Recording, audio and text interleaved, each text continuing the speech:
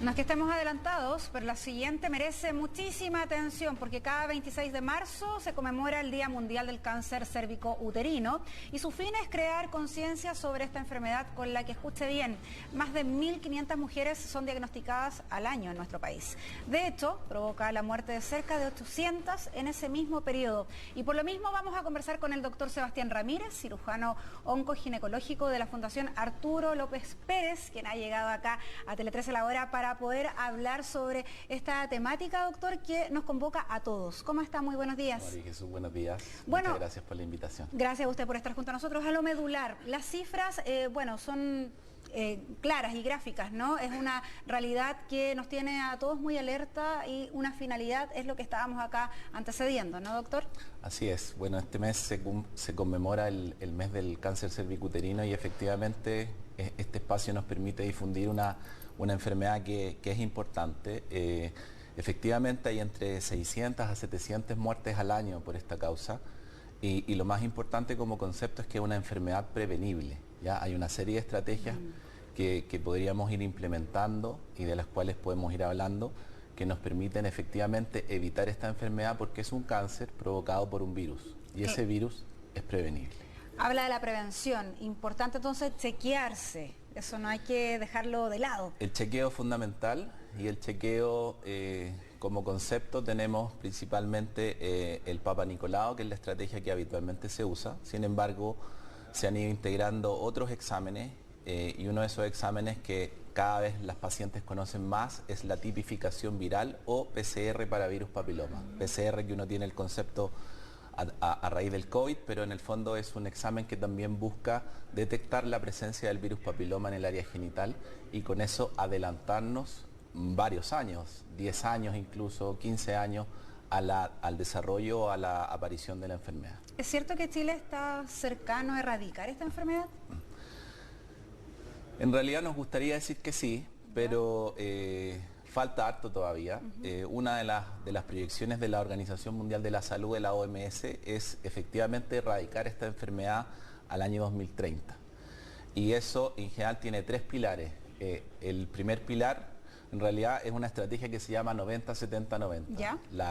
El 90% primero está relacionado justamente a la vacunación, el 70% a la detección precoz, y ahí es donde entra el Papa Nicolau y el PCR virus papiloma, y el otro 90% al tratamiento precoz de la enfermedad cuando ya fue detectada. Habla de vacunación. ¿Desde qué edad es importante vacunarse? Las sugerencias que usted también pueda dar al respecto. La vacuna se comenzó a implementar en el año 2014, principalmente en adolescentes. Hoy día se está vacunando a niñas en colegios en cuarto básico y hace un par de años se integraron a los niños en quinto básico. Por lo tanto, el target, el foco es en niños y en adolescentes. Sin embargo, hoy día hay suficientes estudios que han demostrado que también podemos integrar a población adulta, ya habiendo iniciado actividad sexual, con o sin Papa Nicolau normales, incluso se podría indicar a pacientes con una pequeña alteración. Y en realidad hoy día el límite de edad son 45 años, pero pareciera ser que los trabajos y los números van a ir mostrando que el espectro se va a ir ampliando y podríamos integrar a población incluso de mayor edad. Perfecto, bueno, estamos comentando con el doctor acá sobre lo que es una realidad, la importancia del chequeo. Claramente, doctor, es primordial, ¿no? Existen síntomas, me imagino, también, que puedan generar una alerta para que las mujeres estemos también mucho más pendientes. En realidad, para la primera etapa, que es lo que nosotros le llamamos precáncer, no hay síntomas. Ya. Y eso es súper importante porque la paciente a veces dice, es que no me he sentido mal, no he tenido ninguna molestia, no acude a su control con matrona o ginecólogo o ginecóloga. Por lo tanto, en la primera etapa, que tú puedes llegar entre 5 o 10 años antes que el cáncer, no hay síntomas. Los síntomas habitualmente aparecen cuando la paciente ya tiene una lesión, un tumor. Ya desarrollado. Ya desarrollado. Y un tumor no precanceroso, como se llama, sino un cáncer como tal. Un tumor que puede medir 1 centímetro, 2 centímetros. La paciente tiene sangrados irregulares, sangrado con la actividad sexual, flujo genital de mal olor, pero ese es un escenario al cual nos gustaría no llegar. Claro. O sea, lo ideal es evitar eso, pero lamentablemente en la primera etapa muchos años antes que se desarrolle el cáncer, no hay síntomas asociados. ¿Y qué pasa con el periodo menstrual? ¿Tiene algún tipo de incidencia? En general, en el periodo menstrual no es un cáncer que afecte dirigidamente el periodo menstrual o que haya una alteración en el flujo rojo. En general eso es característico de otro tipo de cáncer, que es el cáncer de endometrio, que también es del útero, pero este cáncer es del cuello del útero. Son enfermedades totalmente distintas. De hecho, el PAP va enfocado solamente al cuello del útero. Por lo tanto, como concepto en general es que no hay alteración de la regla o del ciclo menstrual en el cáncer de cuello uterino. Claro, se lo preguntaba por si existía alguna posibilidad que genere alguna señal de alerta para que genere un poco de preocupación al momento de tener algún tipo de sintomatología, pero claramente acá el doctor nos está aclarando un panorama donde el día 26 de marzo es clave, pero me imagino también, doctor, que existen algún tipo de edades, ¿no?, donde sea finalmente esta enfermedad un poco más presente, lamentablemente. Sí, en general la enfermedad se presenta en pacientes jóvenes, en pacientes en edad fértil, en pacientes obviamente en el pic de su tema laboral. Así que es una enfermedad que afecta principalmente entre los 25 y 40 años. Ahí hay un grupo importante de presentación de la enfermedad. Y el segundo grupo aparece habitualmente después de los 50-55 años, cuando las pacientes abandonan sus controles ginecológicos. Ya coincidentemente las pacientes van a su matrona, a su ginecólogo, ginecóloga, buscando en ocasiones algún método anticonceptivo. Después de los 50 años comúnmente llega la menopausia, las pacientes muchas dejan de ir al control y consecuentemente dejan de hacerse sus chequeos, incluido el Papa Nicolau. Usted habla del chequeo, nuestra editora también es mujer, pero nos pregunta ahí por interno si hay avance en el tema de chequeos, porque claro, es algo incómodo también el PAP. Sí, el PAP, como decíamos, es la estrategia que habitualmente conocemos. Sin embargo, hoy día debiéramos incluir además el PCR para virus papiloma en pacientes mayores de 30 años. No es un examen que podamos ofrecerle a todas las pacientes. ¿Por qué? Porque la infección por virus papiloma es muy frecuente entre los 20 y los 30 años, que es cuando habitualmente son los primeros 5 o 10 años de inicio de la vida sexual, es cuando se produce la infección. Muchas de las pacientes van a tener el virus en ese momento, pero si lo buscamos vamos a entrar en una serie de exámenes invasivos que van a obligar a hacer una búsqueda más activa de la lesión. Por lo tanto, lo que debemos hacer es buscarlo después de los 30 años. Entre los 20 y los 30, como concepto, uno a los 25 parte tomando el Papa Nicolau. Y como volviendo a tu pregunta, la estrategia está relacionada principalmente con PAP en los inicios, y desde los 30 años incluir además el PAP, el PCR de virus papiloma. ¿Qué pasa si tienes ambos exámenes negativos a los 30 años? La paciente tiene incluso hasta 5 años para no volver a hacerse un control del punto de vista del cuello del útero. Entonces, eso en general a las pacientes, cuando le dice esta opción existe, la toman porque efectivamente hay cierto resquemor en el tema del control ginecológico, la incomodidad. Pacientes también tienen algo de pudor. Entonces es una buena estrategia y dar seguridad de que en esos años, al menos 5, no va a haber una lesión que aparezca como precursora del cáncer de cuello uterino. Perfecto. Con el doctor Sebastián Ramírez acá estamos hablando de un tema que nos ocupa a todos claramente. Sé que ya lo conversamos, pero también es bueno reiterar esa información porque hablábamos, doctor, de vacunación. Entonces recordar también a la gente que nos está observando en este instante las edades para vacunarse. Sí, las edades como programas del Ministerio de Salud es adolescentes, cuarto básico, niñas en colegio, quinto básico, niños en colegio.